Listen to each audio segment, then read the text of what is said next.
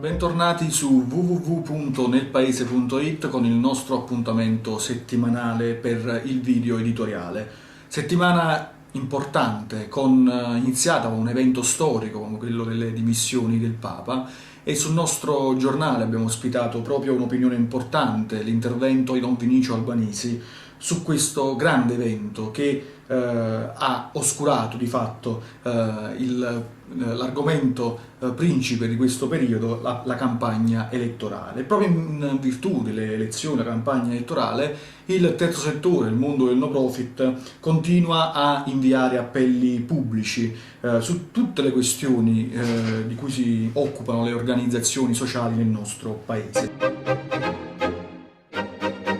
Ma qual è la situazione nel nostro paese? La crisi, i dati che continuano ad arrivare, ultimo proprio di questa giornata, è quello relativo alla povertà in Europa, che colpisce i cosiddetti paesi più deboli: Italia, Spagna, Portogallo, Grecia e Irlanda, e un rapporto curato dalla Caritas Europa che prevede nel 2013 altri 2 milioni di disoccupati per quest'anno. Una situazione quindi allarmante, che pone seriamente il tema tra le priorità, tra gli interventi prioritari per le istituzioni europee e per il nostro paese, proprio per il governo, il futuro governo che uscirà dalla maggioranza vincitrice alle prossime elezioni. E tra i tanti appelli ce n'è uno che riguarda da vicino la cooperazione sociale. Mercoledì 13 febbraio è stato eletto nuovo presidente dell'Alleanza delle Cooperative Italiane, Giuliano Poletti.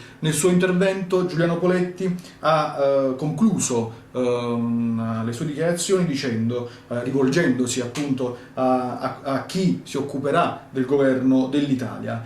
La via d'uscita è un'economia sociale e solidale. Un appello, un suggerimento e una proposta che vedremo se sarà accolta dai futuri governanti.